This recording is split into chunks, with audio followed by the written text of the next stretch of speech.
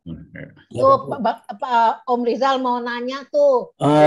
Ya, sebelum kita ini ke pertanyaan, kita bahas itu ya Pak, kita sedikit itu ya. Jadi tadi Mas Yoga cukup sangat menarik ya presentasinya. Jadi kita bayangkan aja nih hitung-hitungan tukang sayur ya, kalkulator sayur.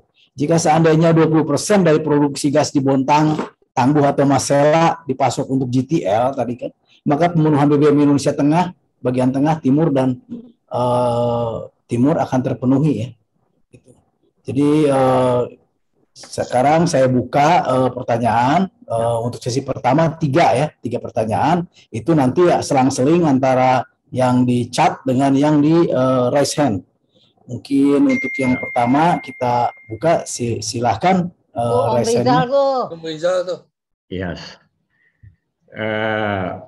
Yoga, saya terus terang kagum dengan presentasinya. Sama. Konseptual, strategik, tapi juga operasional. Ada orang yang bisa ngomong konsep, tapi begitu operasional keteteran. Saya betul-betul angkat topi presentasi Yoga. Ini blue chip punya. Ya, yang penting Yoga jaga kesehatan. Ya, kita nanti balik lagi ke dalam sistem. Kamu kita akan panggil, because you know the subject very well. Yang kedua, I like the way you think out of the box.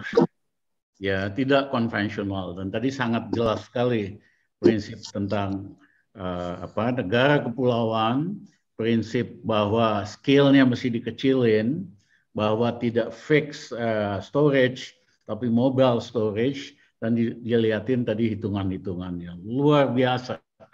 Ya, dan kalau ini kita lakukan, tentu Indonesia tidak akan kesulitan energi lagi. Seperti diketahui, hari ini Putin betul-betul memanfaatkan power dia di dalam soal food dan energi buat squeeze European leader.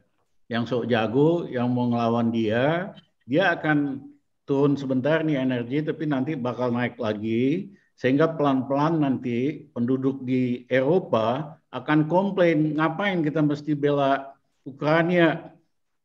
Kita masalah food sama energi aja susah, termasuk di Amerika, Biden ratingnya juga turun. Jadi in the short term, Putin walaupun kita nggak suka, is going to win this war.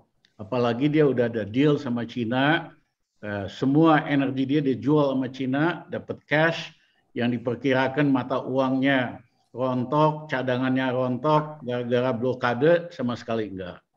Nah, kita juga harus berpikir out of the box di dalam memecahkan masalah energi maupun masalah makanan. Ya kan? Tadi Yoga, di sini banyak yang jago-jago, ada Haposan, ada Ali Herman, ada Kun Corneli, ada Iwan Bungsu, semuanya. Kita mesti pull, kita punya brain sama-sama supaya bisa cari solusi yang betul-betul combat ready kalau terjadi perubahan. Nah, yang kedua, waktu kasus Masela, ya saya panggil country manager dari Shell. Akhirnya dia ngaku bahwa ini betul-betul eksperimental, skala seperti itu belum pernah dicoba. Saya bilang, you are so crazy. You taruh negara sebagai kita, mesti eksperimen, floating dengan kapasitas 3 kali daripada Prelude, ya kan? You coba jual dulu dong sama negara-negara Eropa, Norwegia, dan lain-lain. Kalau di situ sukses, jangan dong Indonesia dijadiin kelinci percobaan. Ya, akhirnya dia ngaku, saya panggil, saya cecer gitu. Ya kan, I think that's the right decision. Cuman impact nunjukin, dia betul-betul nggak serius, udah dikasih cukup banyak, harusnya kalau dia lakukan bangun LNG, dan pemerintah Indonesia udah nyerah beberapa termnya impact sama Menteri SDM ini kan diturunin, ya, termasuk kuota untuk ekspor dan sebagainya. Artinya kalau impact sungguh-sungguh, hari ini kita jangan-jangan udah masuk production and take the benefit dari energy crisis yang ada. Saya sih kepikirnya sederhana, kalau impact ngaco-ngaco ini, kita cabut aja nanti konsesinya impact, ya kita berilah kompensasi, smaller amount, karena mereka nggak deliver on the part that they assign dengan government of Indonesia. Kita kasih sama Jerman. Jerman betul-betul energy hungry. They are really looking for something as an alternative. Termasuk buka lagi batu bara, nuklir, and so forth. We deal with the European and the German to take over impact, gantiin impact untuk execute masalah.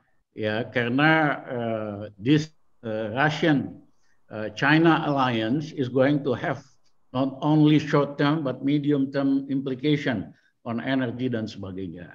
Jadi saya betul-betul belajar banyak tadi yoga. Saya lihat mukanya masih segar, masih combat ready 5-10 tahun lagi, malah makin ganteng. Gue curiga nih, ada apa yoga? Kalau makin ganteng, maka kelihatan makin muda. Ya. Bener loh, iya kan? Jadi we should take this challenge, historical challenge, buat solve masalah Indonesia. And this is the time. Kadang-kadang kalau normal-normal orang nggak butuh kita. Pada waktu saat krisis, they don't have the solution. They don't know how to fix the country. We have intellectual brain power to help the country solve so many problems, especially yang terkait dengan energi, engineering dan sebagainya. Terima kasih Melanie, terima kasih Rido, Bapak Pramuka, ya kan. I really have to go, tapi I'm going to listen dari handphone this conversation. Terima kasih. Ya. Baik, terima kasih Dr. Riza. Oke, terima kasih atas masukannya dan sarannya. Saya buka untuk pertanyaan kepada sesi pertama ya, 3 penanya. Silakan. Iwan tuh ada Pak Haposan. Iwan silakan. Pak Iwan. Ya.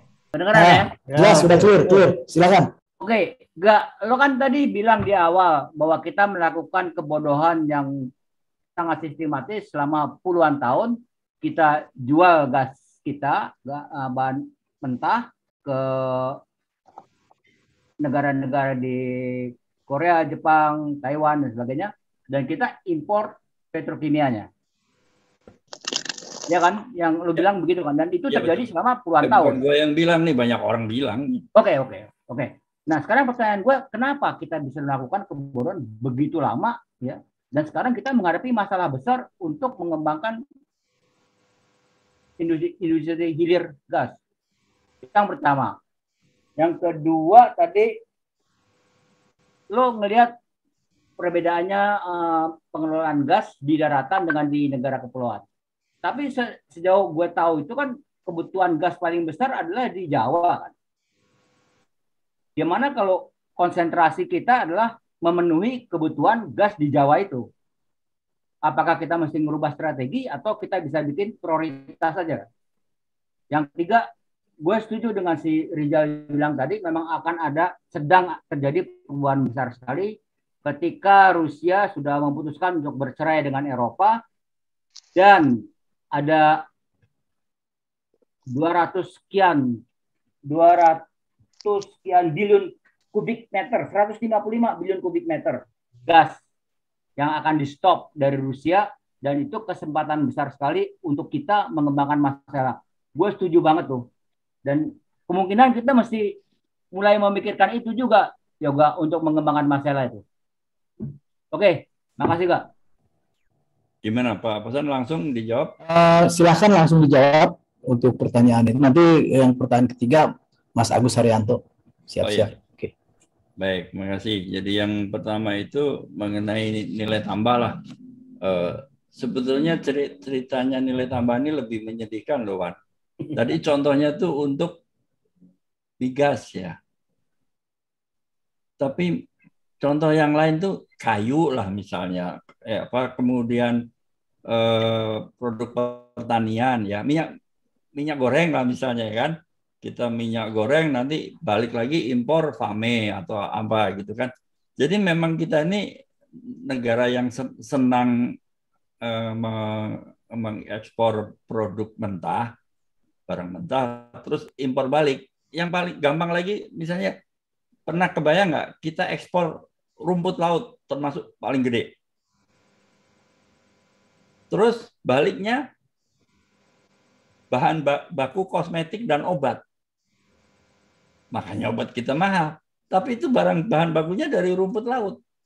Itu si Yeni pasti apalah gimana bikin farmasi itu dari rumput laut segala macam, orang-orang anu kan farmasi. Itu sebetulnya memang di semua sektor, tidak hanya migas. Nah, sekarang kenapa kita begitu bodoh? Ya, bukan, kadang-kadang kepepet juga, Wan, kalau menurut gua ya. Kepepet karena kita memang mungkin waktu itu perlu isi money supaya ngejot pembangunan, tetapi yang bodohnya itu jadi berkepanjangan. Nah, kalau kita bicara sistem, saya kira industri-industri yang makin hilir itu perencanaannya itu makin panjang, Wan. Kalau kita bikin migas, 5 tahun belum berdiri, jual barang mentah atau pertanian barang mentah. Begitu kita bicara soal processing industries, yang rantainya itu panjang, sebetulnya kita harus berbicara 25 tahun ke depan. Ya, ini kebetulan processing industry kan banyak yang berasal dari teknik kimia lah ya. Ya, jadi sebetulnya dosa terbesar barangkali dari teknik kimia tidak bisa meyakinkan pimpinan negeri ini. Kita harus melakukan perencanaan jangka panjang. Dan awalnya itu seperti yang sering disampaikan oleh bosnya Alita itu, Pak Rauf, di depan tuh harus subsidi dulu itu supaya bisa berdiri kayak Chandra Asri itu dulu. Itu begitu. Dan ini hanya bisa dengan perencanaan jangka panjang yang dulu itu di cover dengan GBHN. Sekarang GBHN-nya raib entah kemana. Itu. Jadi ini yang saya kira juga ada semacam kendala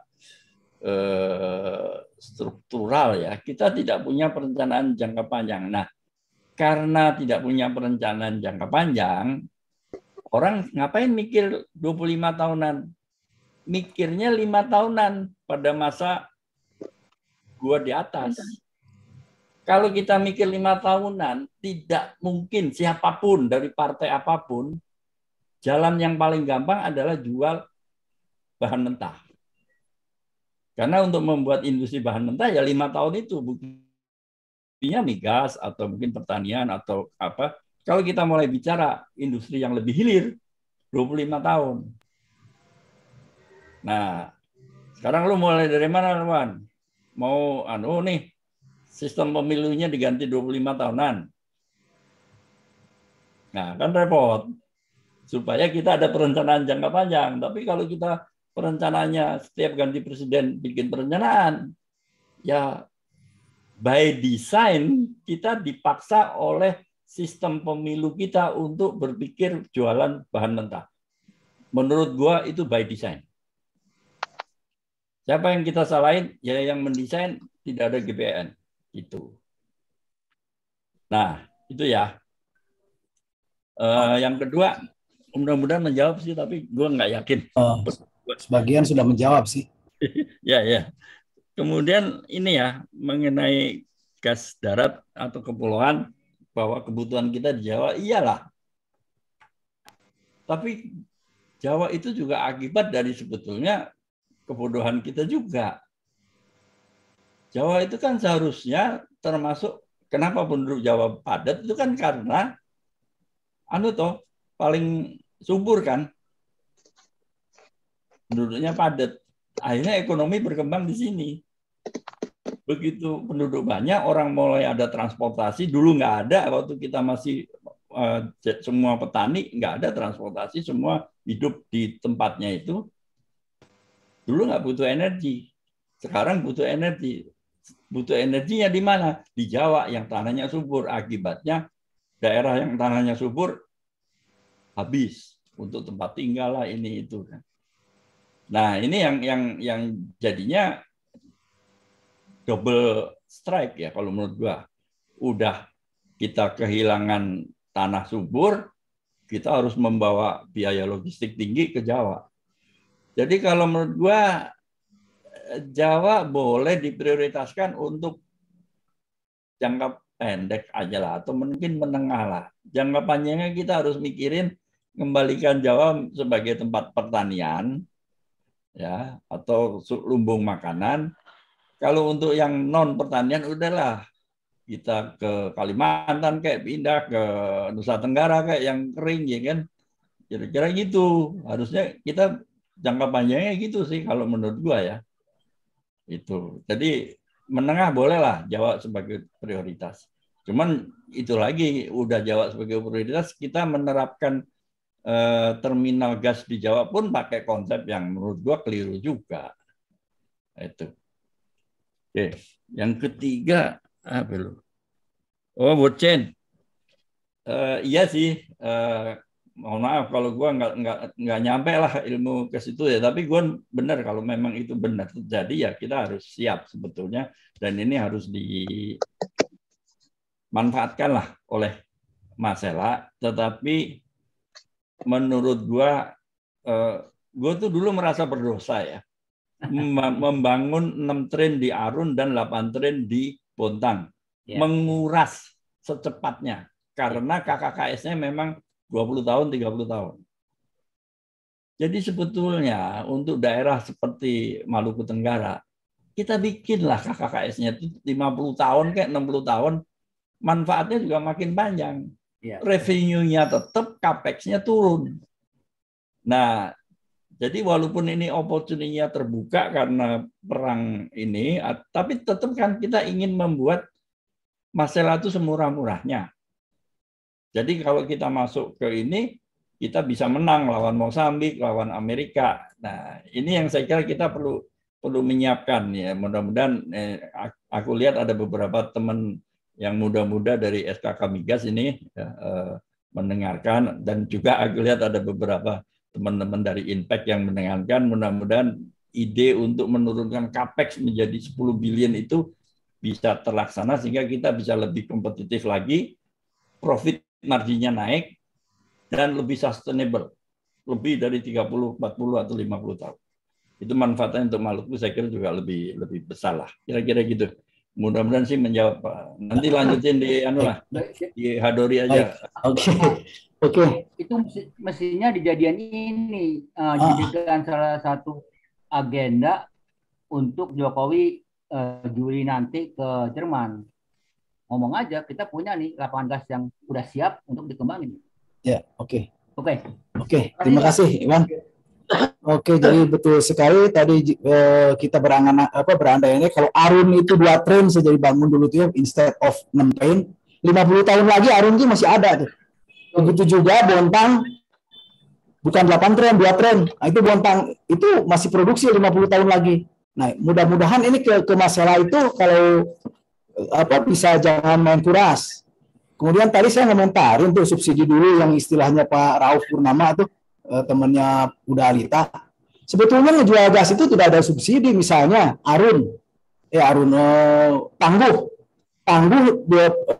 jual LNG 100, crude-nya 100 berarti $12.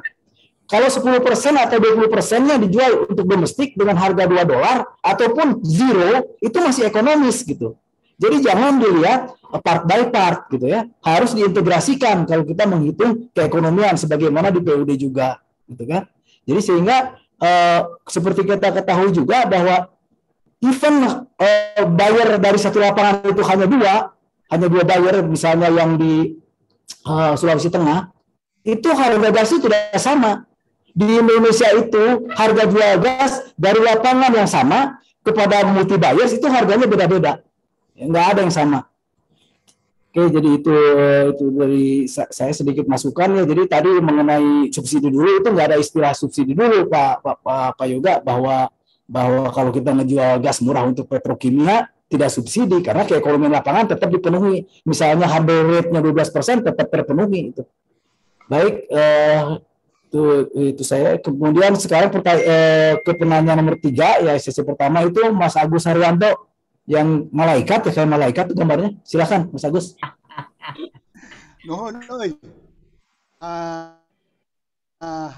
Mas Yoga. Kurang keras, Gus. Setuju sekali. Agak samar-samar. Ntar saya gedein volume. Udah, oke. Lebih dekat ke mic kali. Udah cukup. Ya, udah. Oke. Setuju sekali tadi Mas Yoga bilang stranded gas itu tersebar kan. Dan tadi disebutkan perkembangan katalis tadi itu. Tertarik sekali itu. Katalis mungkin. Katalis merah putih. Iya, yang sekarang ada. Tapi ini juga GTL itu juga pakai katalis kan. Dan katalis itu Ya, bisa betul. berkembang teknologinya kan. Betul Iya, kan Mas? betul.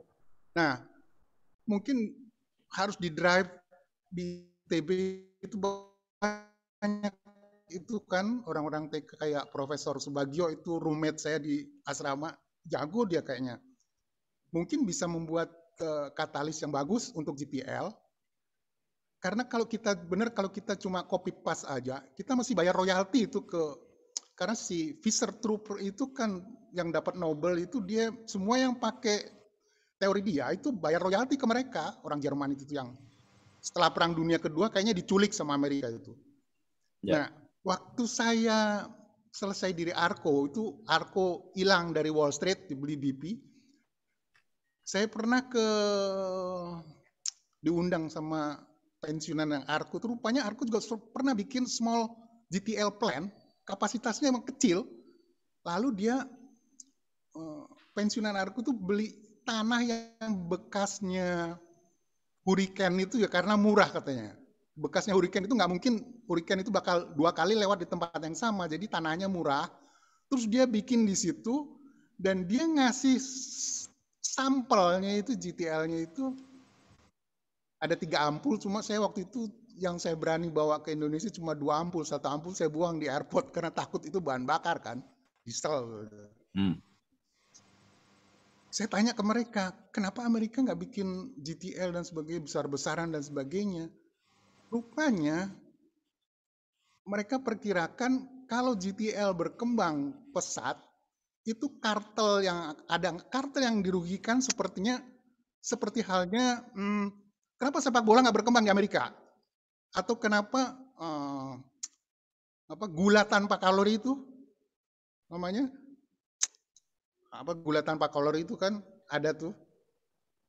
Karena kartel gula tebu akan rugi. Begitu juga kalau GTL itu berkembang pesat di Amerika, si kartel LNG akan, terutama yang punya fleet itu ya, armada tankernya yang harus khusus, itu nanti bisa nggak kepake atau berkurang.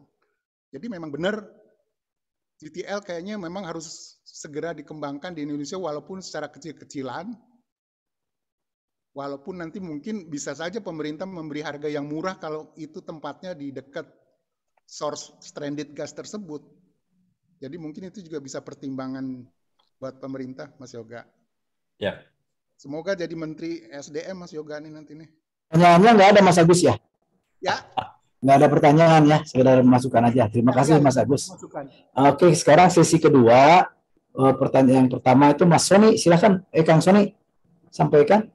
Kemudian susul nanti dengan Kang Kun mengenai GTL di darat itu. Mas GTL Yoga, di darat. Ya. Mas Yoga, Ya, Kang kalau nanti jadi Menteri SDM, saya usul masalah itu dibangun aja sama Pertamina. Jangan ada yang diekspor. Cukup kok pemerintah kalau support Pertamina uangnya adalah $500 juta. Jangan ada yang diekspor. Dijadikan pupuk buat PLN sebagian dan petrochemical. Jadi kita nggak mengulangin kebodohan masa lalu. Itu aja usul saya. Semoga Mas Yoga bisa jadi Menteri SDM. Amin. Akan dijawab Mas Yoga? Tapi saya jawab lah, kontennya begini. Saya setuju ya. Sebetulnya kalau membuat kilang LNG kan, saya berani janji.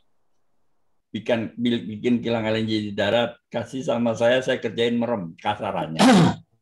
Artinya sebetulnya, tapi ini ada kendalanya juga kan Kang Sony. Ini soal pendanaan.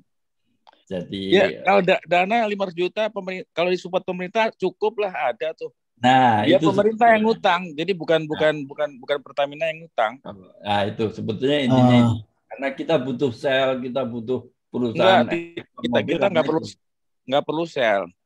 Ya. Pemerintah sekarang aja 500 juta dolar tuh bisa. Jadi bukan Pertamina yang ngutang, pemerintah yang ngutang dikasihin ke Pertamina buat bangun. Masih ya. Nah. Ya, kira-kira begitu.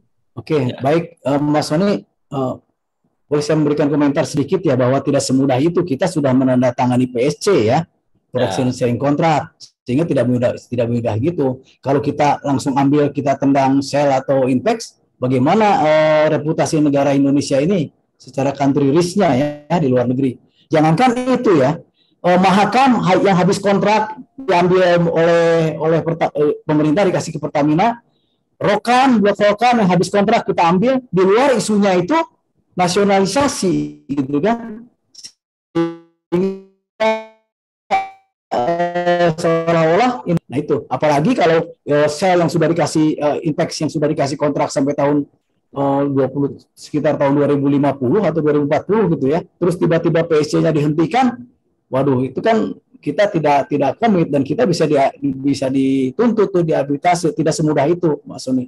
Tapi kalau seandainya kita mau minta misalnya sesuai dengan kontrak PSC bahwa 25% itu DMO ya, domestic market obligation, harus dijual di dalam negeri atau digunakan untuk GTL di Maluku, ya itu bisa gitu, ambil DMO-nya gitu, kewajiban DMO-nya agar dipatuhi oleh kontraktor. Itu aja dari saya. Maksud saya bukan diambil gitu aja, kan ada PSC kan ada kontraknya, ada batas waktunya. Nah, Pertamina masuk, Shell kan udah hengkang, tinggal Inpex. Belum hengkang Pak, belum hengkang. Shell? Iya, belum hengkang. Kalaupun bukan belum hengkang, sudah ingin hengkang tapi belum ada yang gantiin gitu, belum laku. Dan sangkosnya itu besar, miliar dolar. Ya, jadi diambil alih oleh Pertamina, haknya Shell, kan Pertamina jadi mayoritas. Nah, terus ada POD-nya kan? Saya minoritas. Saya 35% di situ. Oke. Inpex kan ada batas waktunya. 2050. Iya, pokoknya setelah dikasih batas waktu 2050 apanya? Kan ada term-termnya. Bukan, kan sudah POD-nya sudah disetujui. Dia kalau POD-nya sudah disetujui, maka kontrak menjadi 30 tahun. Kemarin juga diperpanjang, dapat tambahan pengganti waktu sekian tahun. Jadi sampai sekitar tahun 2050 kalau tidak salah. Iya, pokoknya kita ambil alihnya sesuai kontrak. Tahun 2050 berarti ambilnya. Iya, diambil alih belum tentu, kan bisa dinegosiasi sama Inpex kalau mau dipercepat gimana. Jadi Pertamina masuk, dinego lah. Nggak bisa, Pak, PSC nggak bisa. Kalau mau masuk beli partisipasi interest, sisanya dibeli, ya bisa. Atau kalau mau jadi mayoritas, participating interest si Inpex-nya juga dibayar oleh Pertamina, itu harganya sesuai dengan hitung sangkos aja, itu udah miliaran dolar gitu, bukan 500 juta. Out the box, gimana caranya supaya kita bisa ngambil alih, tidak menyalahin kontrak, dinego. Kan kontrak bisa dinegosiasi, kita mau percepat segala macam gitu. Dinego lah, jangan berpikiran sempit, berpikiran out the box gitu. Ya, tapi tidak cukup 500 juta kalau itu udah miliar dolar, karena sangkosnya juga udah miliar dolar. Itu dihitung berdasarkan persentase. Gimana caranya dinego lah? Sebetulnya ada win-win solution-nya kalau menurut saya. Misalnya gini, Inpex ini supaya proyek jalan, pemerintah mau masuk, capex-nya dikecilin, PSC-nya diperpanjang, desain pressure-nya diturunin. Pemerintah mau gitu, pemerintah mau nalangin, ya kan? Tapi minta mayoritas. Jadi sebagian dari saham kamu di ini. Kamu punya keuntungan proyeknya jalan, tapi saya ingin mayoritas, sehingga daripada kamu jadi mayoritas tapi nggak jalan, saya jadi mayoritas, kamu tidak mayoritas tapi proyeknya jalan. Sini saya beli. Nah, itu saya kira bisa itu dirunding. Iya, hitung sangkos. Oh iya, hitung sangkos. Hitung sangkos, sangkosnya itu tidak cukup 500 juta tadi. Ganti sangkos. Ya dinego lah, jangan pesimis dulu. Tetapi prinsip bahwa ada semacam amicable resolution ya yang memuaskan semua pihak, itu saya kira bisa dicari, walaupun kontrak PSC-nya mungkin tidak terlalu mengatur hal itu. Tetapi kalau mutually agreed kan pasti bisa, Pak. Di kita tuh ada yang pengalaman urusan begini itu Agus Cahyana. Dia 2 kali berhasil negosiasi untuk Inalum. Terus yang kedua itu adalah untuk Freeport. Itu bisa kita pelajari. Negosiasinya lama itu. Agus tuh cerita untuk Inalum aja itu 250 kali pertemuan. Jepangnya itu ngeyel. Macam-macam itu. Nah, untuk Freeport kebetulan saya ikut juga itu. Kan itu Budi Sadikin tuh yang nego ya. Terus terang kita dirugikan dalam pengertian keluar duit lah ya gitu ya untuk mengambil hak kita itu keluar uang. Iya. Itu adalah sangkos yang seperti yang dibilang sama Hapusan itu. Pada akhirnya tuh kita kehilangan uang untuk mendapatkan keuntungan yang lebih besar secara strategis ya untuk negara ini gitu. Jadi nggak bisa memang kita ambil begitu aja. Iya. Terus kita tidak nah itu proses negosiasi. Ya mungkin yang lebih kecil aja 250 kali pertemuan ya untuk ini barangkali ya. Kalau kontrak jalan-jalan itu dibiarin aja ya 50 tahun tuh biarin aja. Kan PUD-nya udah disetujui. Harusnya kan ada ininya dong.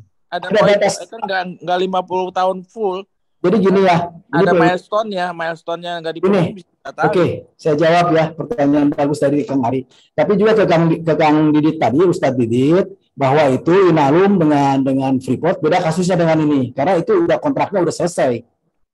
Seharusnya udah selesai pada waktu itu ya. Inalum kontrak udah selesai, ini kontraknya udah selesai. Kita membayar karena mereka punya hak untuk memperpanjang. Tadi pertanyaannya Kang Ari, itu kan kontrak 30 tahun. Ya, kontrak 30 tahun. Tapi ada klausul ya, ada klausul di mana kalau dalam itu kan 30 tahun itu setelah PUD-nya disetujui. Jadi tadinya 10 tahun masa eksplorasi. Begitu PUD-nya disetujui, maka kontrak menjadi 30 tahun.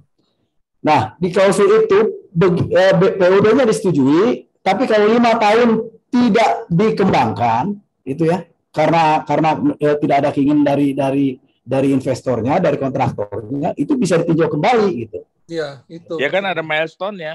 Ya itu milestone-nya di PUD di PSC itu begitu gitu. Ya, PSC betul. Kalau misalnya PSC. Ada ya 5 tahun, misalnya berapa ya? Ya, 5 tahun. Ada kegiatan ya itu kan bisa dianggap nggak jalan gitu kan. Iya, bisa milestone-nya kan bisa ditinjau. Mungkin kalau Freeport Sony itu mungkin Sony cerita. Mungkin Sony mau bilang bahwa itu masa kita harus nunggu 50 tahun. Itu yang saya bilang itu tadi. Iya. Mungkin. Itulah seharusnya SDM itu meninjau kan sudah ada apa di kontraknya di PSC-nya. 5 tahun setelah PUD disetujui tidak dikembangkan itu harus ditinjau lagi gitu. Ya itu maksud Sony tadi. Direvisi Pak moderator, saya usul pembahasan ini kita bahas lagi dalam satu forum yang lebih terbatas. Seperti waktu kita bahas masalah Freeport. Itu complicated. Dan ternyata ya ada informasi yang tidak kita miliki. Dan itu hanya dibagi di dalam forum itu gitu. Bahwa ternyata ada interest partisipan pada saat itu gitu. Nah itu yang kemudian harus kita bayar gitu ya. Good. Jadi di sini juga pasti ada hal-hal lain yang tidak kita ketahui gitu loh. Menurut dugaan saya ya. Gitu kan. Ya nanti kita betul. Di dalam negosiasi itu sudah semuanya terlek kepada apa yang tertulis di kontrak. Ada unsur power, ada unsur politik. Gitu. Nah ini dimainkan juga dan negosiasi itu pada dasarnya kan 2 level, di atas meja sama di bawah meja. Gitu. Hal ini nggak bisa dibahas dalam forum. Kang Didi, itu kata Haposan tadi sebenarnya yang sulit itu adalah sangkosnya. Apakah kita mau bayar sangkos itu? Itu kan itu uangnya kemana-mana, tapi kita harus ganti kan gitu. Ya, baik nanti saya setuju usulannya Kang Didit, nanti kita bahas tersendiri ya. Kita ada sekarang, sendiri ya. Makasih. Sekarang kita lanjut ke pertanyaan nomor 2, Kang Kun Kurnali ini. Silakan. Terima kasih Kang Haposan. Mas Yoga, jempolan, bagus sekali. Jadi saya ingat sekitar tahun 2003-2004, saya presentasi di Hotel Borobudur yang dihadiri oleh Menteri SDM Pak Purnomo, terus Pak Profesor Dr. Kuncoro Jakti, PLN, PGN, pokoknya para petinggi SDM. Jadi dua konsep yang saya sampaikan itu seperti yang disampaikan oleh Mas Yoga. Satu, semua pulau-pulau kecil di Indonesia bagian timur itu, power plant-nya yang oleh diesel diganti dengan LNG, yaitu dikirim seperti di Little Rock di Australia. Mereka itu dikirim dengan truk yang pakai tabung-tabung itu loh, Yoga. Tahu kan ya? Nah, hal yang sama juga gitu. Jadi semua pulau-pulau kecil di Indonesia bagian timur itu ya tidak usah pakai storage, tapi pakai tabung-tabung kecil. Jadi artinya berputar gitu ya ke seluruh pulau. Dan itu kata Pak Purnomo, oh bagus sekali ini katanya. Tolong dong Edi, ini diterapkan nih katanya. Itu satu. Terus kedua, saya sampaikan bahwa ketika saya di Prabu Muli, sepanjang Sumatera itu, terutama di daerah Jambi, banyak lapangan-lapangan gas yang menjadi dorman gas. Karena kalau dikembangkan, itu tidak ekonomis, harus memasang pipa. Saya bilang daripada pasang pipa, taruh aja mini power plant punya PLN di situ, yang bisa 5 tahun, 7 tahun gitu loh. Nah ini juga waktu itu sudah disampaikan ke Pak Purnomo dan Pak Kuncoro Jakti. Tapi kan kenyataannya kan semuanya tidak terrealisir gitu. Jadi apa yang disampaikan oleh Mas Yoga itu sebetulnya kan pemerintah juga sudah mendengar gitu loh. Demikian tuh Pak Hasan. Terima kasih Kang Kun, tidak ada pertanyaan. Sekarang ke Pak Ali Herman, silakan Pak Ali Herman. Oke, makasih. Siap, makasih Pak. Ini terima kasih, bagus sekali ya Mas Yoga. Itu bicara tentang, tapi saya melihat itu lebih banyak ke production side ya. Mas Yoga ya. Ya betul. Itu ke demand side-nya belum. Padahal kita sudah bicara masalah Indonesia Timur, itu harus bisa diganti diesel engine-nya itu dengan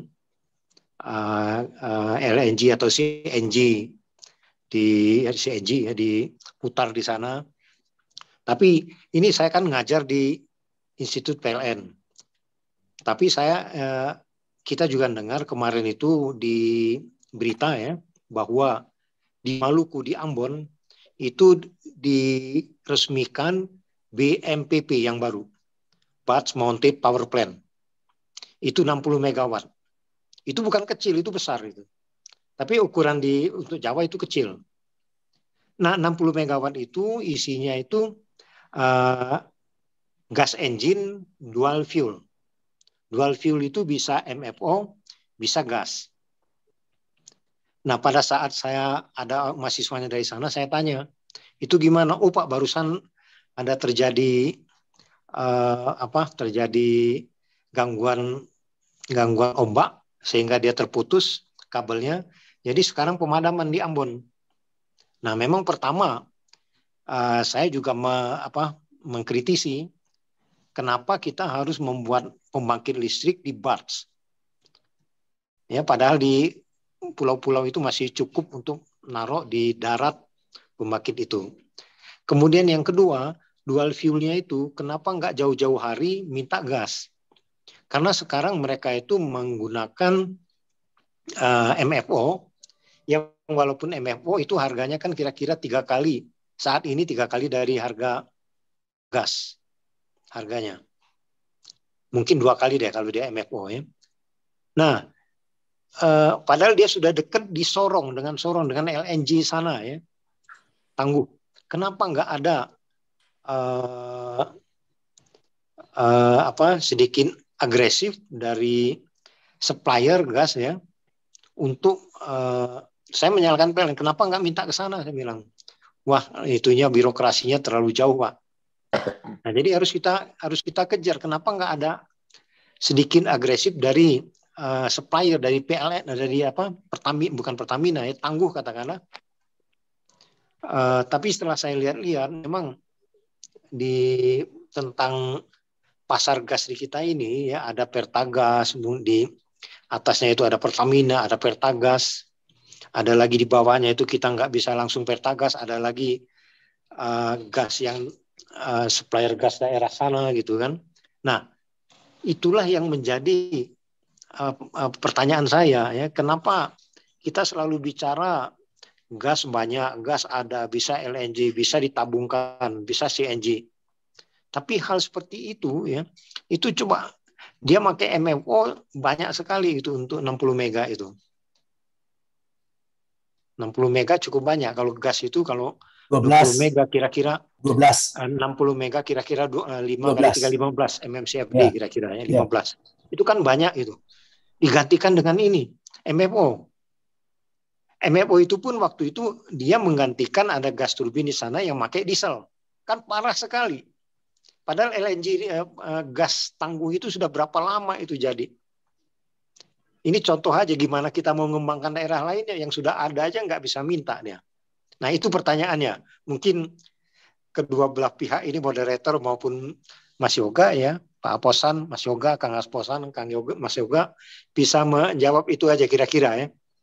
Kemudian yang kedua memang ada di mengapa bahan baku yang kita jual ya kaitannya dengan kepartaian cuma 5 tahun. Itu ada undang-undang ya, undang-undang energi renewable ya yang akan keluar. Saya dikasih barusan tadi pagi draftnya yang akan mau ditandatanganin. Itu membuat ini saja, membuat definisi dari energi aja kelihatannya nggak baca buku gitu. Nah itu yang parahnya, entah disengaja entah enggak. Tapi bisa saja disalahkan nantinya itu diputar-putar ya. Nah itu bahaya. Jadi dari sisi atas dari hulunya masalah aturan, masalah kebijakan kita sudah banyak gangguan ya, ke bawah juga yang di demand itu juga banyak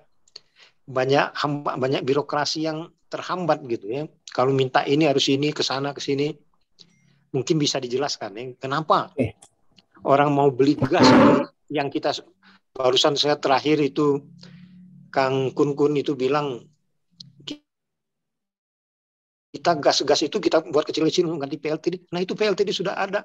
Mereka sudah siap masang mesinnya untuk gas, tapi gasnya nggak ada. Gimana kira-kira kita menjawab?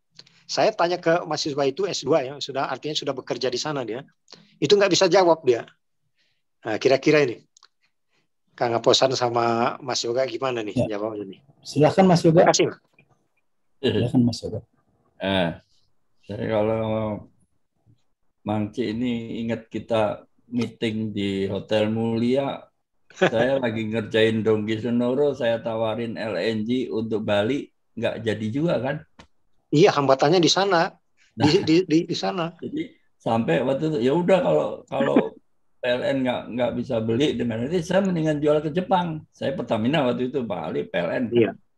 Ya udah. Jadi memang sinergi dalam negerinya ini ya kalau menurut saya parah ya. Tapi juga waktu itu saya belum bisa berpikir seperti sekarang. Dulu itu saya masih juga copy paste teknologi ini. Kalau ke Bali ya saya harus bikin receiving terminal, harus ini. Standar gitu ya. Standar negara daratan gitu ya. Nah, sebetulnya apa yang terjadi di Papua ya. Dan ini tadi sudah saya singgung Pak Ali ya. Capman-nya kan bukan dulu lah, tahun 2020 itu Capman 13. Penugasan ke PLN. Penugasan ke PLN, ke Pertamina. Pertamina. Turun ke mana? Ke PGN gitu kan. Ya PGN, mohon maaf nih mungkin juga ada teman-teman dari PGN ya. Tapi PGN itu kan jarang ngerjain sendiri, itu dikontrakin lagi. Nah itu dia. Iya kan? Akhirnya harga gas yang di sononya sudah taruhlah $7 lah sekarang ya. Ongkos angkutnya aja jadi $5, $6. Ada yang $9 loh Pak Ali. Kan nyampe di PLN berarti kalau $6, 7 tambah 6 kan 13. Udah hampir sama dengan harga MFO. Udah nggak ada driving force-nya lagi, hilang kan. Nah gitu kan PLN juga mau kalau ada delta yang cukup signifikan sehingga justifikasinya oh ya switch dari diesel ke gas kita saving $2, $3 per MMBTU. Nah, itu signifikan. Tapi kalau hampir sama atau cuma $1, pasti PLN-nya males. Nah, kenapa itu ya? Salah satunya tadi itu karena PGN juga nggak mau ngerjain sendiri sih. Itu salah juga kalau menurut saya. Itu akhirnya Capman-nya dihapus. Keluar lagi Capman 2 nih Pak Ali, udah lihat ya. Capman 2 tahun 2022 ini penugasannya Pak Ali ke PLN loh Pak. Gas untuk gas ya? Untuk ini Capman 53 itu yang tadinya ke Pertamina dan PGN. Sekarang ke PLN, iya untuk gas. Sekarang ke PLN. Nah sekarang PLN ini lagi dihitung-hitung. Saya udah lihat nih, baru hari ini saya lihat hitungannya PLN. Mahal juga. Mahal juga. Itu yang masalah jadinya. $6. Nah, tapi saya lihat kenapa baru tadi pagi. Ini ngapain kamu pakai kapal 30.000? Loh, kapal yang ada situ Pak, yang kecil-kecil susah. Kalau konsepnya Pak Yoga susah, ya kan harus bikin kapalnya. Konsep saya kapalnya harus bikin, memang harus cari terobosan. Ya, tapi kalau 30.000, salah satu alasannya, dan ini alasan konyol Pak Ali, adalah karena pelabuhan yang dibuat oleh BP Tangguh itu size-nya minimum 30.000. Saya bilang sama teman-teman di SDM yang kebetulan sekarang kan di SDM tuh katanya mafia teknik kimia, tapi biar aja lah ya. Tapi ya, BP-nya itu dipaksa untuk bikin pelabuhan yang di bawah 30.000. Itu perintahkan ke SK Migas, kan itu cost recovery. Kalau 30.000, akhirnya konsepnya kembali ke konsep mikron yang itu, ya jatuhnya $6, $7. Masih ada yang $11 tadi. Nah, ini memang ini ya, kalau saya lihat selama kita di pace, ya dapatnya itu $6 sejak zaman Pak Ali sama saya sampai sekarang dapatnya $6, $7. Akhirnya lebih murah dikirim ke Jepang. Kenapa ngirim ke Jepang? Barang yang sama dikirim ke Bali atau ke Nusa Tenggara biayanya $6, ngirim ke Jepang LNG yang sama biayanya hanya $1. $1. Karena economic of scale. Ya mereka kapalnya 170.000 meter kubik, kapal kita cuman butuhnya sebetulnya 1.000 meter kubik, tapi dikasih kapal 30.000 karena itu yang ada di market. Kenapa? Karena kita copy paste apa yang ada di ini. Kita butuhnya itu apa namanya Suzuki Carry, dikasih kapal truk Fuso, ya mahal lah. Karena yang ada di truk Fuso. Jadi solusi dekatnya nggak bisa nih ya, Mas Yoga ya, kita ya. Saya kira memang kita, dan saya udah nawarin loh nih. Tapi kembali ke Pertamina ini yang dulu anak buah saya. Ya. Juga ini udah proven di mana? Mana ada proven dong ini konflik baru kok. Ya kan repot. Kalau kita nggak mau cari proven. Nah, kalau cari proven ya dapatnya copy paste terus. Copy paste terus. Copy paste dari konsep negara daratan dipakai di negara kepulauan, salah. Jatuhnya mahal. Jadi itulah yang pertama. Jadi mudah-mudahan lah, saya juga berharap dengan menyampaikannya di forum ini, saya seperti mendapat kekuatan baru, ada semacam dukungan dari teman-teman. Mudah-mudahan ini jadi menyebar ke banyak pihak sehingga tolonglah kita berpikir negara kepulauan deh. Dampaknya apa? Kita harus mencoba konsep-konsep yang belum pernah dipakai di tempat lain. Dan jangan belum apa-apa disalahin. Kalau rugi, orang nyoba itu bisa rugi kok. Gitu. Tapi kalau belum apa-apa udah KPK, ya ngapain? Kayak si Dasep, kayak siapa itu. Belum apa-apa udah dibunuh. Oke deh Mas Yoga. Kira-kira gitu. Ya, terima kasih. Sebelum kita buka, makasih sebelum buka sesi buat non Fortuga yang ingin bertanya, saya sedikit masukkan kepada Mang Cik Ali bahwa betul-betul kita itu tadi yang disampaikan Mas Yoga, koordinasi dan sinkronisasi ya. Di Sulawesi itu dari tahun 2017 sudah disediakan 7 mm gas buat PLN, sampai sekarang belum diambil. Sewaktu saya menjadi GM di Jambi, itu kita siapkan 70 mm, 79 mm untuk PLN, untuk PLTU Paus Lincah dan Awur Duri, itu juga tidak diambil. Ya. Jadi itu perlu sinkronisasi. Oke, terima kasih Pak Ali atas pertanyaannya dan Mas Yoga. Saya buka sesi untuk non-for juga, barangkali ada dari KMI misalnya Pak Heri Putranto dan teman-teman yang lain untuk menyampaikan pertanyaan atau concern terhadap presentasinya Mas Yoga ini. Selamat malam, saya Bawa Santosa, boleh tanya? Oh, silakan Mas Bawa. Ya. Silakan Mas Bawa. Kenalkan diri itunya Pak, dari afiliasinya, silakan. Ya, Pak Yoga, saya Bawa Santosa. Saya pensiunan, jadi saya jadi independent business consultant untuk energi dan power. Pensiun dari mana Pak? Maaf. Wah, kalau pensiunan saya dulu dari GE, dari Siemens. Dari terakhir. Terakhir Siemens, Pak. Oh, Siemens, oke. Silakan Mas Paul. Aktivis MKI. Oke. Mas Sony. Ya, silakan Mas Paul. Silakan. Pak Yoga, kalau melihat energi transisi ke depan ini, salah satu solusi yang realistis adalah pemanfaatan energi bersih, dalam hal ini natural gas. Ya. Terutama untuk mempertahankan performance dari sisi gas. Bagaimana sih bisa mengoptimumkan produksi nasional gas ke depan sehingga memperkecil ketergantungan dari impor gas? Terima kasih Pak Yoga. Iya, yang pertama sebetulnya jangan ekspor. Kita ini lucu kan sebetulnya. Ya, tapi saya kira mungkin pertanyaannya bukan itu ya. Jadi kalau dari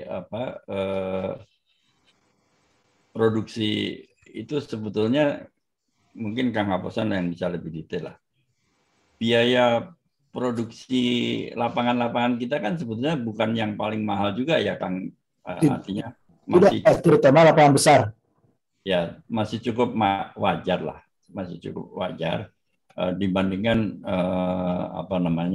misalnya lapangan-lapangan yang di Gulf of Mexico yang kedalamannya udah sampai berapa 7.000 meter kayak berapa ya. Kita belum lah, artinya relatif masih wajar lah kita. Nah, memang sebetulnya yang kita sekarang ini terluka banget ini kan kita sudah jarang banget menemukan lapangan yang lumayan besar. Nggak usah yang besar lah, kalau yang besar mungkin udah susah, tapi yang lumayan besar. Baru-baru ini ada berita, ada 2 TCF di Saka Kemang, ya kan? Nggak nyampe sebulan, plus tinggal kempes. gitu. Ya, nah ini yang ini ya, artinya wajar ya kalau lapangan kecil itu kan reverse economic of scale, sehingga untuk memproduksi satu lapangan besar itu pasti lebih efisien daripada 5 lapangan kecil. Nah ini yang saya kira kita harus memicu supaya lapangan yang agak gede lah, nggak usah gede banget tuh ketemu lah. Nah ini yang dicanangkannya sih udah bagus ya, kita mau mencapai 1 juta barrel per hari, kemudian 12 billion cubic feet gas di tahun 2030. Tapi ini kayaknya exploration campaign-nya kok nggak matching gitu ya.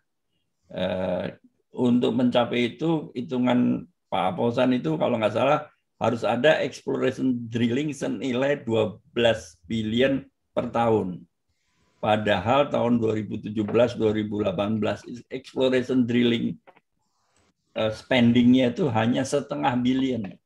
Ya bagaimana mau mencari ini yang saya kira perlu di dalam waktu yang masih sangat terbatas ini singkat itu. Mudah-mudahan sih kalau itu bisa mengatasi sebagian dari ini kita ke gas ya. Nah, sebetulnya kalau kita menempatkan diri kita ini sebagai negara seperti Cina, itu kita pola pikirnya juga harus berubah. Saya dapat ilmu ini dari Pak Ari Sumarno. Ya, itu mazhab energi suatu negara cuma ada dua, mazhab Arab sama mazhab Cina. Mazhab Arab itu oil gasnya banyak bener, rakyatnya sedikit. Jadi kita ini bisa subsidi kalau migasnya banyak seperti Saudi Arabia, di Kuwait, ya kan rakyatnya sedikit, boleh subsidi. Kalau Cina itu produksinya masih 5 juta barrel per hari ya Pak Hasan sekarang. Tetapi dibagi 1,5 miliar orang. Jadi Cina itu menempatkan dirinya sebagai negara yang miskin energi, tidak ada subsidi. Toh ekonominya jalan. Nah, Indonesia ini ya kan sebetulnya miskin tapi sombong kayak Arab, pakai subsidi. Dan ini konyol, kita ini miskin tapi sombong. Nah, dengan kita berlogika bahwa kita ini negara miskin, harusnya Pertamina itu kampanye, atau tidak hanya Pertamina, itu kampanye besar-besaran di luar seperti PetroChina, seperti Sinop untuk cari energinya, kalau perlu dengan tanda kutip membeli negara-negara Afrika. Udah dikuasai Cina itu demi suplai minyaknya. Nah, kita ini lebih senang ngumpuk-ngumpuk dalam negeri gitu. Nah, udah gitu dikasih subsidi lagi. Nah, ini yang tidak mendidik kita untuk menjalankan ekonomi orang miskin energi loh ya. Karena kita selalu merasa, tadi Pak Bosan udah mengatakan, kita ini minyaknya cuma 0,5% dari minyak dunia. Rakyatnya 300 juta. Gas kita hanya 1,5% dari ini. Rakyatnya 300 juta. Jadi sebetulnya kita negara miskin. Tetapi dari SD sampai ke ITB, kita ini diajarinya, murid-murid kita ini negara yang kaya raya, sumber daya energi, sumber daya alam. Ini membuat kita ini begitu harga migas naik, demo mahasiswa itu. Nah, yang dosennya ngajarin kayak gitu karena mereka merasa subsidi itu adalah hak. Kan gombal itu sebetulnya. Mau kita negara miskin kok subsidi merasa sebagai hak. Nah, ini banyak pola pikir ya Pak Bawa ya, yang menurut saya perlu dirubah ya. Kalau kita hanya berkutat pada lapangan gas putih, sebetulnya susah membuat biaya produksi kita turun karena economic of scale. Ya, kita harus cari yang agak gede. Tapi di logistik, kalau menurut saya, kita bisa menghemat banyak Pak Bawa dengan melihat logistiknya itu dari sudut pandang negara kepulauan. Gitu. Memang agak nggak nyambung ya pertanyaan Pak Bawa itu produksi migasnya efisien tidak. Memang kalau kecil-kecil susah efisien. Kita sebetulnya bisa menghemat di biaya logistik dengan menerapkan konsep negara kepulauan. Mudah-mudahan itu menjawab sih. Ya, boleh tanya lebih spesifik Pak Yoga? Ya, monggo. Pertama terima kasih penjelasannya tadi. Tetapi kembali ke energi transisi. Bahwa pada tahun 2025 itu akan dilakukan phase out untuk PLTU sekitar 3.400 megawatt. Betul ya Pak Lirman ya?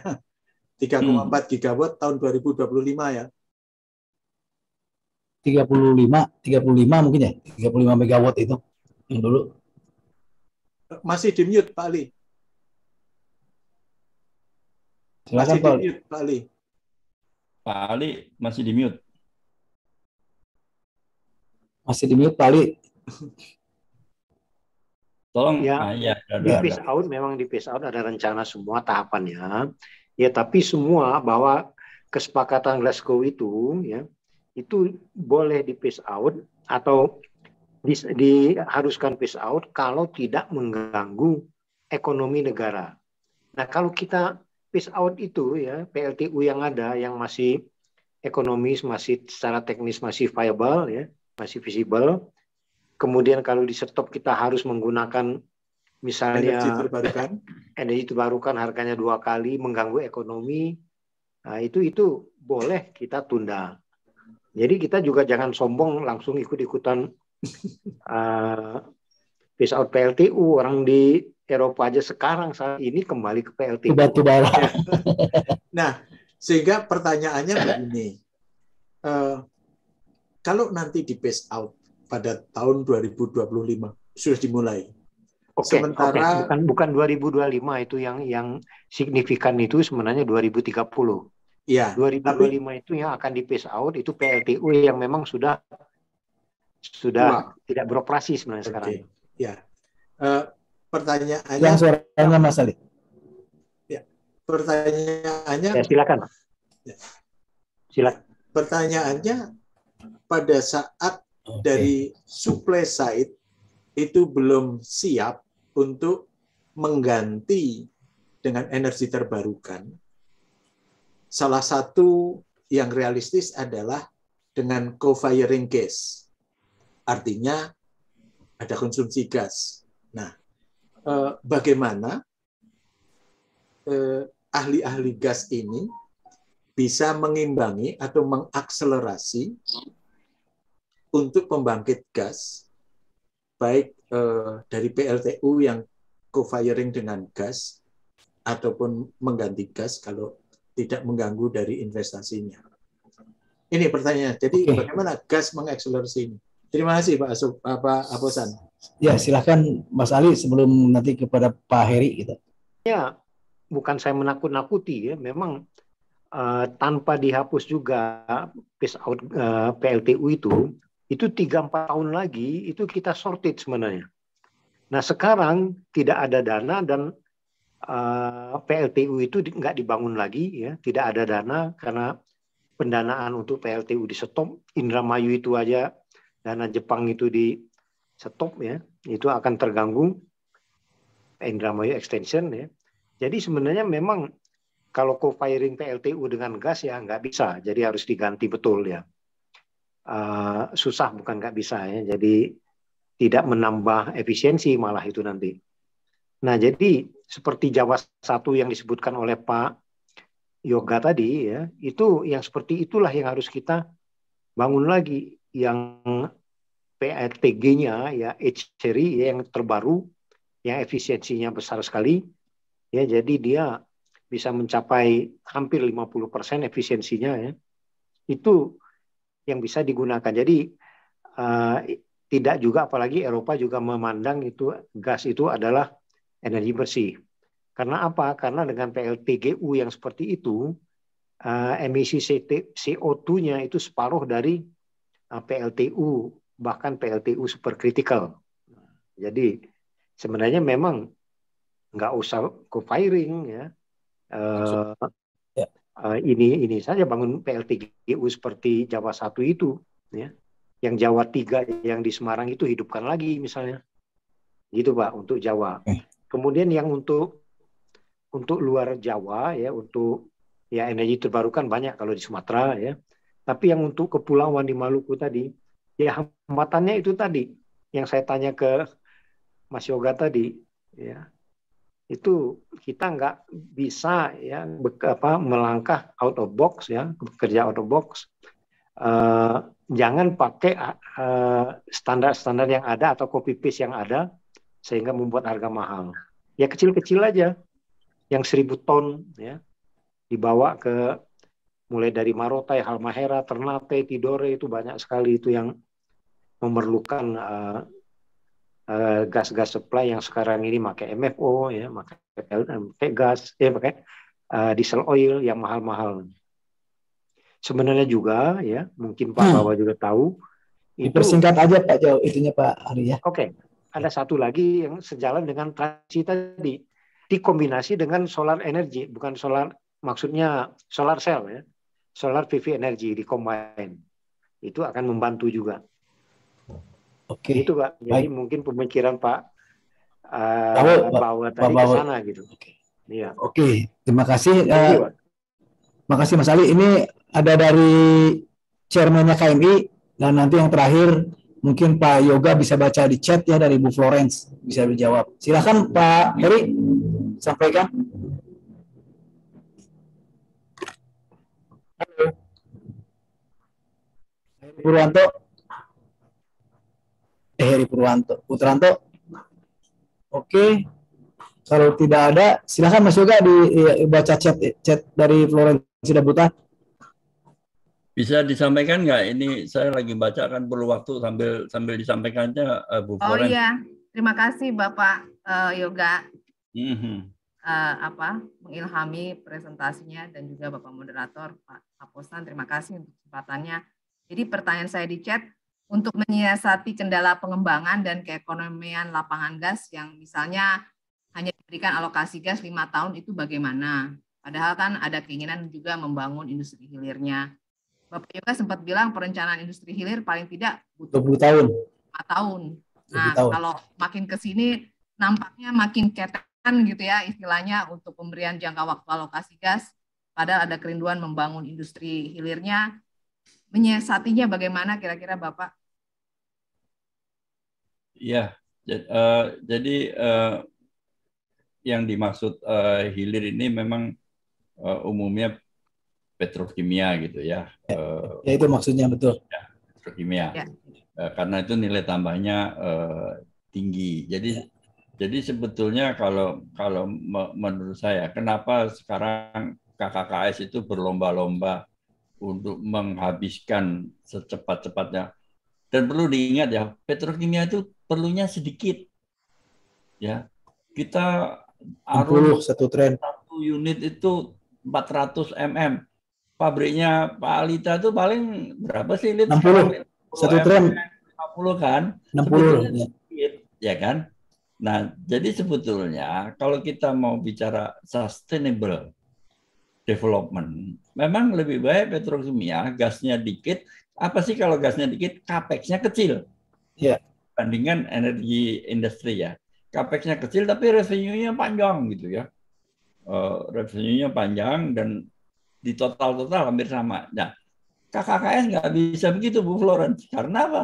Mereka harus itu kontrak PSC-nya 30 tahun dan itu undang-undang kan Kang Aposan? Iya.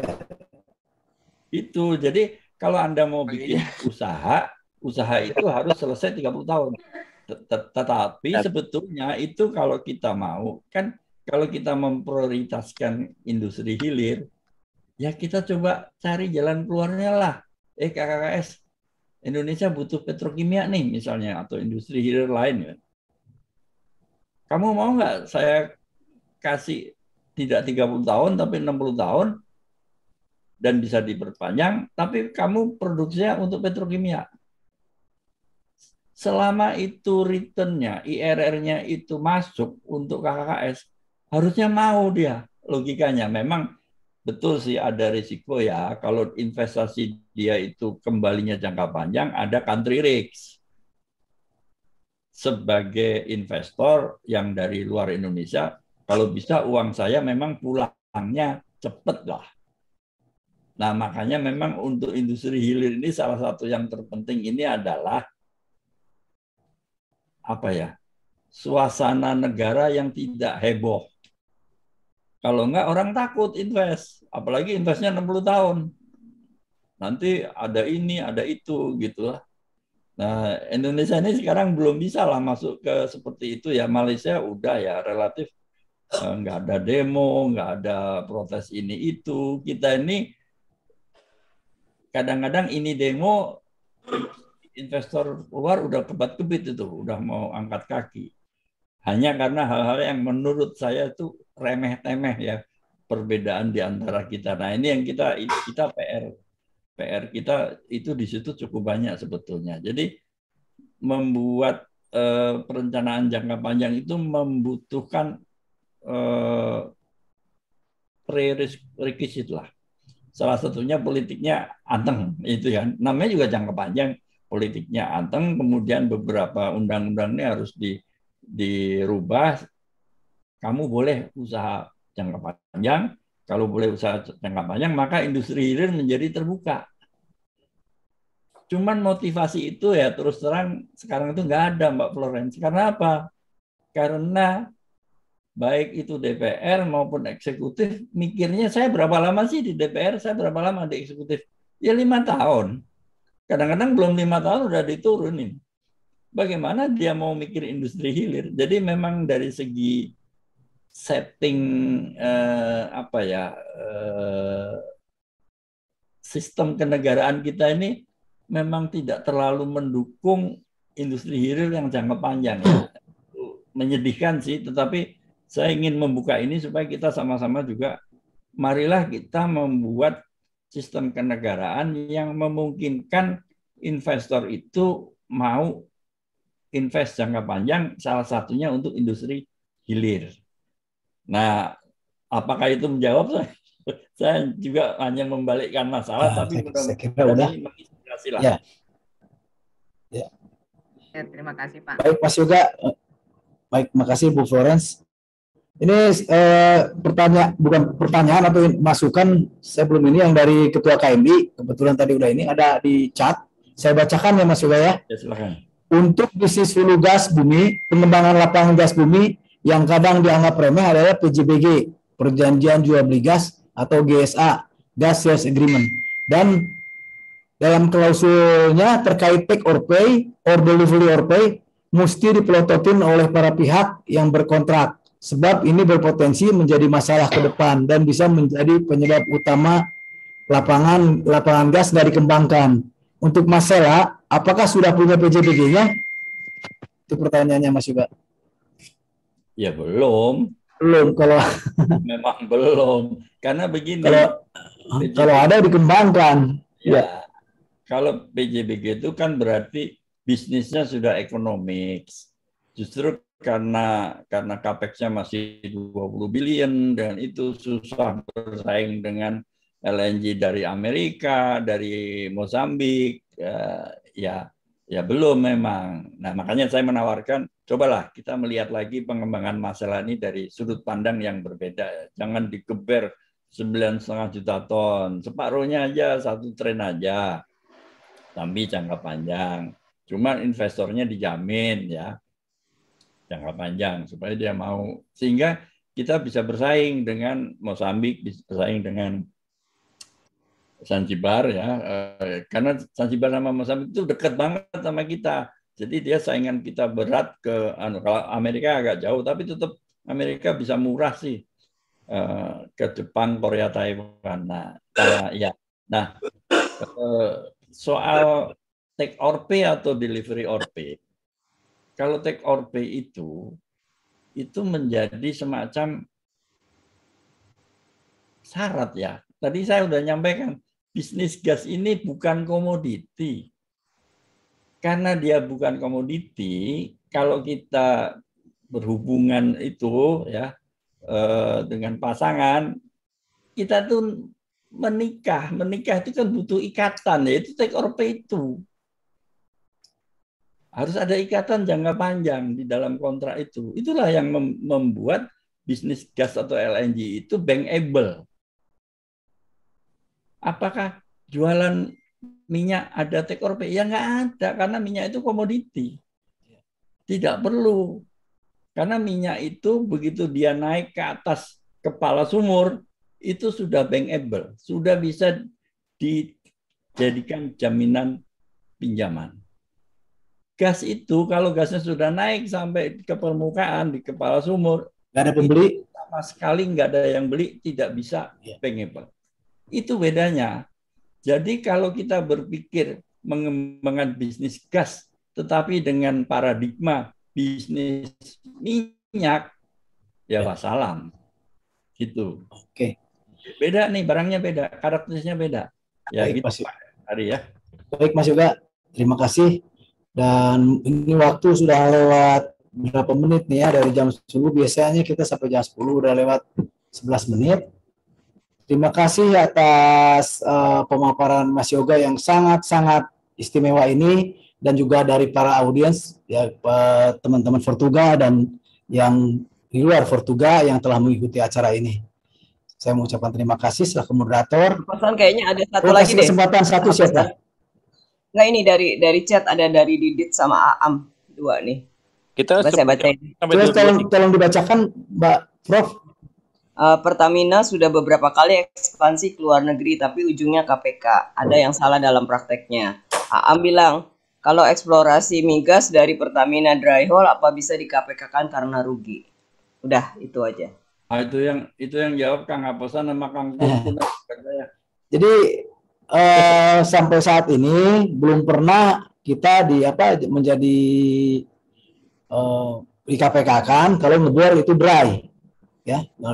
Kalau ngebor kita dry itu tidak pernah, dan itu memang risiko karena kan sudah dihitung risikonya berapa, ini berapa. Terus tadi yang pertama apa, Mbak Prof? Pertanyaan pertama luar negeri. Gimana Didit, nanya aja Didit. Ada Didit nggak? Atau komen? Jadi tidur. Udah tidur. Yang dulu kan ada kasus yang Australia tuh. Ini kan di rut Pertaminanya tuh. Terus ada satu lagi yang di Aljazair, di Afrika Utara, di Aljazair tuh di mana tuh? Ada sebetulnya yang Australia sudah beres ya, yang Australia itu. Kemudian yang kedua adalah yang di Aljazair karena dianggap belinya kemahalan. Karena memang pada waktu beli harga, kan kita harus hitung keekonomian tuh. Pada waktu harga gas 100, harga minyak 100, kita kehitung keekonomian 100. Nah, namun demikian harga minyak itu turun sampai 40. Jadi dianggap belinya kemahalan. Itulah itunya. Tapi sekarang harga minyak kan 120. Itu padam lagi gitu. Nah, kalau Maurel & Prom ada di Perancis, itu Maurel & Prom, itu beli sahamnya. Sahamnya dibeli saat itu harganya cukup tinggi. Begitu dibeli, tiba-tiba sahamnya turun, ya kayak kita lah di ISG turun. Itu juga nah ini di kita itu risiko bisnis itu kadang-kadang menjadi temuan hukum gitu. Seperti juga yang di Australia. Nah, karena cadangan yang di Australia misalnya cadangan di bawah tanah, itu kan yang tahu hanya Tuhan ya. Kita kan nggak tahu gitu kan. Suatu saat dibor terus tidak ada, ya itu mah risiko gitu namanya.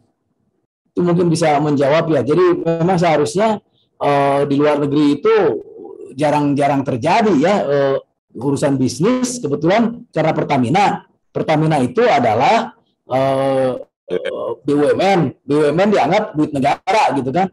Tapi kalau misalnya pemboran selama ini dalam sejarah pemboran di Indonesia, pemboran sumur lengkuas di offshore Papua 220 juta dolar tuh satu, terus dry. Terus temenannya sekitar 150 juta dry. Ya udah hilang, hengkang aja gitu. Tidak jadi temuan karena swasta duitnya sendiri gitu. Nah, seharusnya untuk hal demikian itu mungkin pemahaman mengenai risiko eksplorasi atau risiko di migas itu perlu dipahami oleh para stakeholder dan penegak hukum gitu. Emang itu makanya daripada jauh-jauh ke luar negeri, uangnya kembangin aja buat lokal. Yang mana tuh yang mana yang jauh-jauh ke luar negeri? Pertamina sebaiknya konsentrasi ke lokal aja, lokal kan. Oke. Saya dulu pernah waktu menterinya masih rekan kita Portugal ya, menteri Menko Maritimnya. Saya bilang, kenapa Vietnam punya blok di luar negeri? Kenapa Petronas punya blok di luar negeri? Kenapa PTT Thailand punya blok di luar negeri? Itu tidak keluar duit mereka itu. Kita juga bisa lakukan seperti misalnya blok Mahakam. Udah selesai kan kontraknya? Nah, kita kasih juga operator lama itu yang tahu segala macamnya di situ, kita kasih participating interest, jual kedua 30%, tapi tidak dibayar secara cash, dibayar in kind, dibayar oleh lapangan participating interest, punya total yang di luar negeri diberikan kepada Pertamina, sehingga kita punya participating interest di luar negeri. Si blok Mahakam tetap berlanjut kegiatan operasinya karena dia yang paham sekali. Begitu juga untuk blok Rokan Chevron, ya jangan hengkang terus gitu kan. Chevron itu kan A to Z-nya sudah tahu tuh, punya blueprint-nya untuk pengembangan blok Rokan. Ya dikasih 30% atau 40% Pertamina sebagai operator. Bayarannya tadi yang participation interest itu tidak berupa cash ke pemerintah, tapi dibayar dengan participating interest oleh Chevron ke Pertamina untuk lapangan-lapangan Chevron yang di luar negeri. Itu sebabnya tadi saya bilang PTT Thailand, Petronas dan Petro Vietnam punya. Nah, kita beli di luar negeri itu Pak Sony. Saya setuju juga. Tapi kalau kita beli blok di luar negeri, produksi bertambah kan.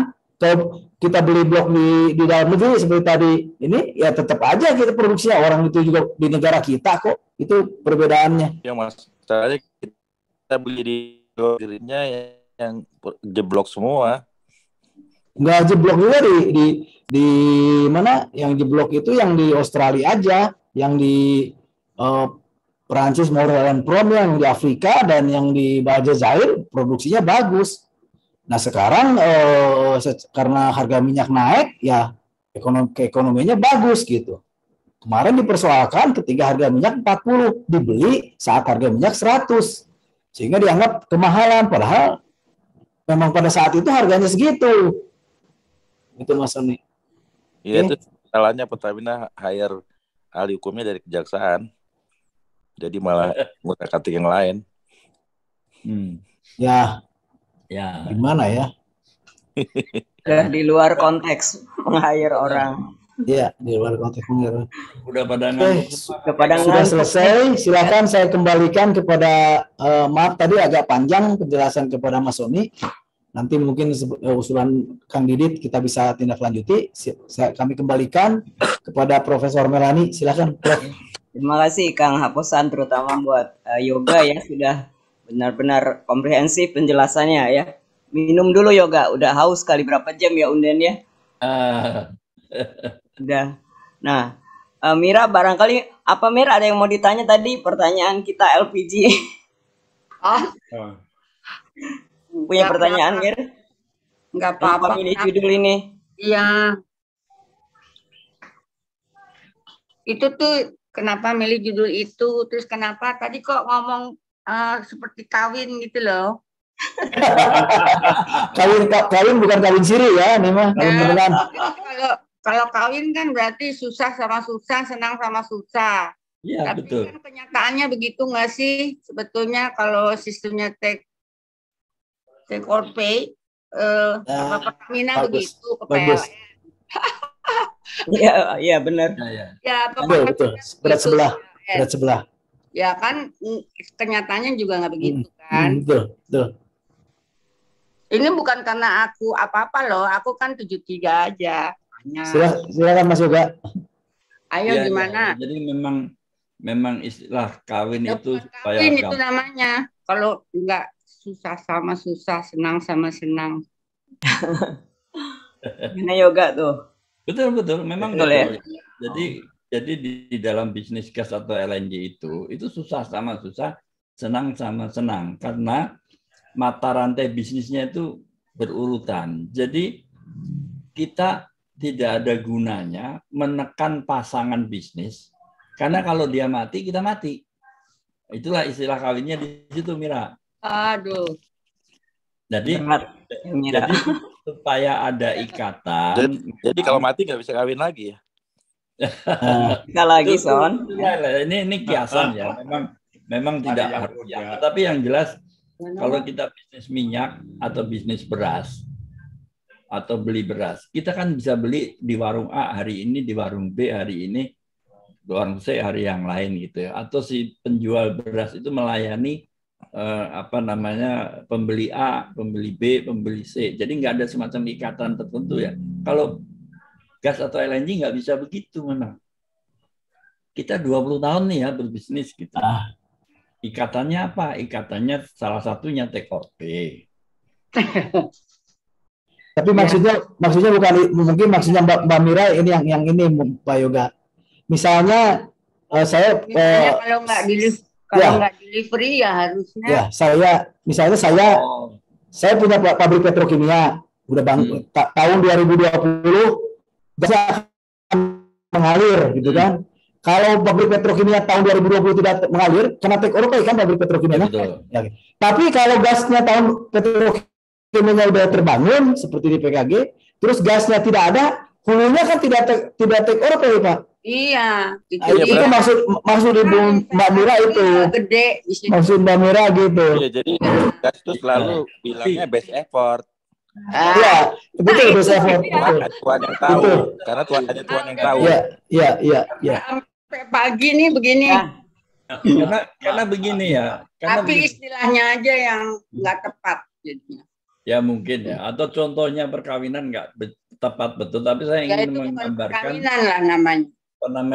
Kontrak begitu kuat lah. Kira-kira ikatannya kuat. Oh, kontrak perkawinan atau kontrak nikah. Jadi ini nggak enak lagi kawin kontrak. Ya makin siap. Bursma ada komen. Silakan Bursma. Mas Udah Yoga, jauh-jauh nih. Iya. Mas Yoga, konsep Mas Yoga untuk distribusi ke kapal-kapal kecil tuh sangat bagus sekali ya. Karena sudah terbukti untuk minyak yang dari Timur Tengah bawa tanker besar, sudah itu parkir di Selat Malaka, yang kapal-kapal kecil itu yang distribusi ke Filipina, ke Korea, ke Jepang, jadi nggak bolak-balik kapal besar, tanker besar. Nah, kenapa ini kok nggak bisa jalan? Apakah Mas Yoga nggak bisa tekan mereka? Kalau mereka memang nggak mau mendengar, ya ganti aja, jangan deal sama mereka itu. Karena konsep ini yang Mas Yoga utarakan tuh betul sekali. Iya. Ya. Jadi gini Kang Bursma, jadi PAL itu PT PAL. Jauh-jauh lah. Saya kayak di SDM itu kan menterinya senior saya dan staf ahlinya semua junior saya. Termasuk di Pertamina itu. Yang konsep minyak itu kan sudah jalan ya Kang Bursma. Istilahnya itu konsep hub and spoke kan. Nah, ada hubnya, kemudian ada spoke-nya, ada jari-jarinya itu. Itu udah jalan. Nah, yang di gas ini belum begitu jalan. Ini yang apa namanya trauma, entah trauma atau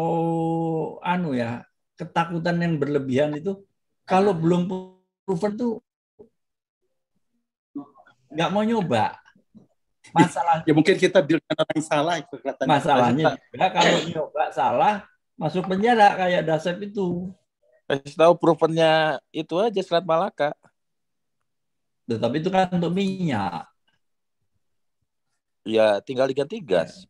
Kan dia ketakutannya sama ya, ombak. Sebetulnya gini kapal aja. minyak kecil kok bisa gitu. Masa kapal gas. Iya. Gue kan pernah ngomong sama lo, Son, gue pengen ke Nusa Tenggara. Gue nggak percaya bahwa di Nusa Tenggara nggak ada kapal kecil. Kata Profesor Tri Ahmadi dari perkapalan ITS, konsep Pak Yoga bagus, tapi nggak bisa kapal kecil Pak, gelombangnya terlalu tinggi. Masa sih di Nusa Tenggara nggak ada kapal kecil, kan aneh. Tapi gue pengen buktikan gitu, dan kapan-kapan gue mau liburan ke sana sambil survei, kira-kira gitulah Son.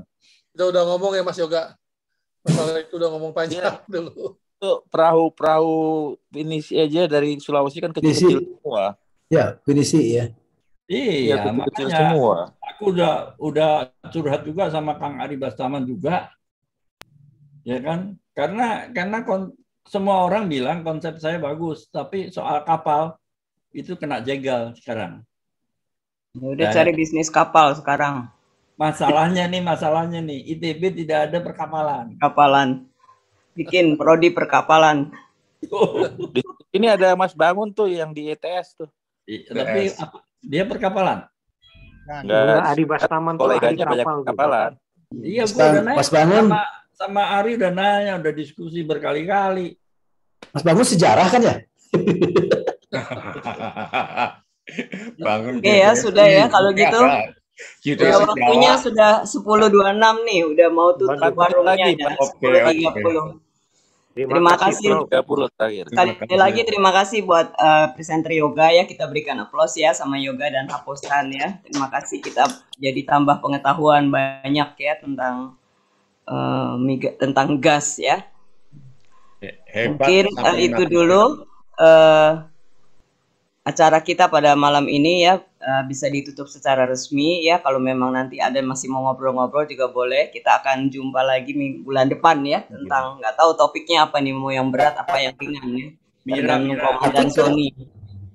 Batik kita dari Pamira. Batik Mira. Mira Kita tahun depan mau presentasi soal batik dari Mira. Mira pewarna alam ya. Oke, baiklah teman-teman, selamat malam semuanya ya. Terima kasih sudah hadir. Silakan kalau masih mau ngobrol.